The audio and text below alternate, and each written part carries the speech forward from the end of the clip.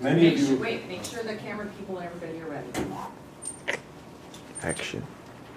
Many of you have probably seen this picture. It's become pretty famous, but you probably don't know the story behind it. It goes something like this. In 1963, Thich Quang Du, a Buddhist monk, sat down at a busy Saigon intersection and burned himself alive in front of 300 people. David Halberstam, a New York Times journalist who was at the scene, said that as he burned, he never moved a muscle, never uttered a sound. His composure in sharp contrast to the wailing people around him.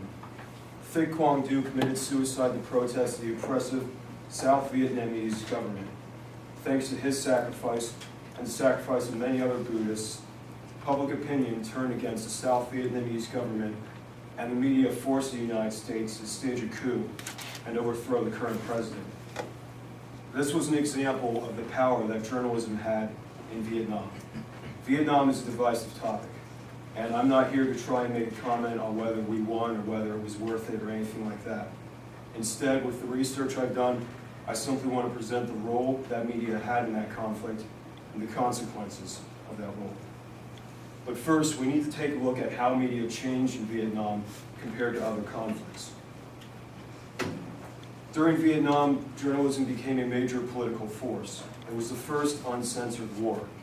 Before Vietnam, news was filtered through the government.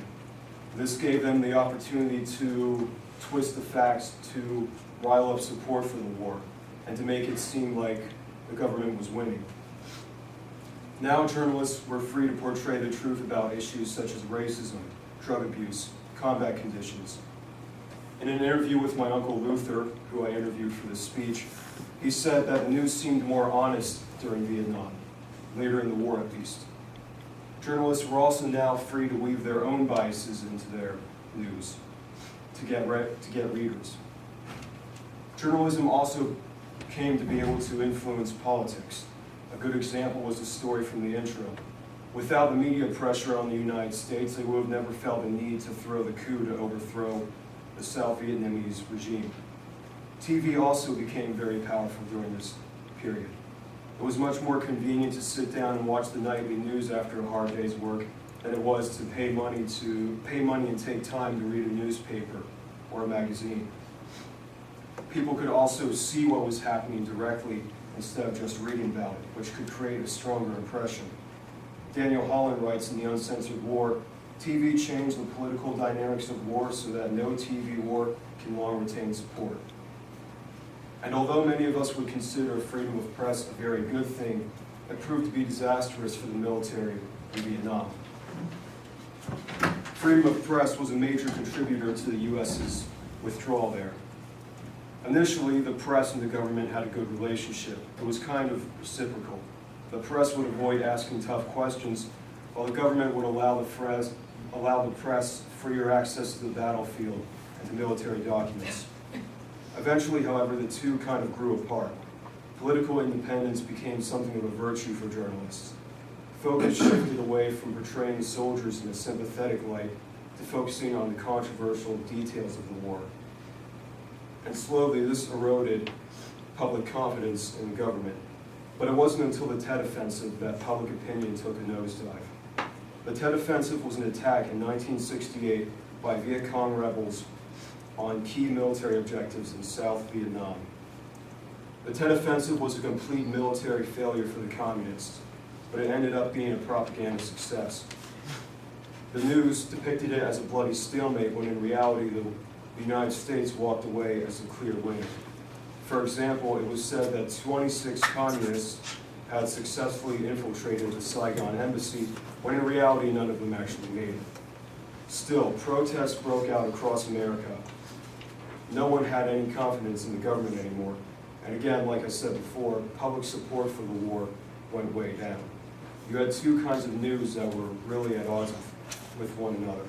You had the positive reporting coming from the government, and you had the negative reporting coming from the journalists. Most people trusted the journalists more. In fact, Nixon is quoted by William Hammond in reporting Vietnam as saying, "Our worst enemy seems to be the press." Journalists tended not to focus on the bigger picture of the war. Instead, they would focus on the details of combat. and what was happening in that moment. They helped to depict the war as morally wrong, pointless, and kind of as a losing struggle. This destroyed the morale of both citizens at home and soldiers on the front. In the end, it forced the United States to withdraw from the war, regardless of whether they were winning, regardless of what the truth actually was about what was happening. In the end, there may never be answers to the tough questions about the conflict, like was it worth it? Did we win? But the influence of media there is absolutely clear. If the United States had censored the war, it probably would have ended very differently. And for all we know, our country could be very different as well. During the conflict, media became a powerful influence that can now affect international politics in a way that it never could before. We can see this today every time we watch CNN or go on the internet.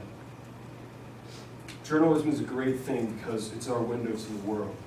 It shows us what's happening and it reveals the truth. But it's a tinted window, and we do well to remember that.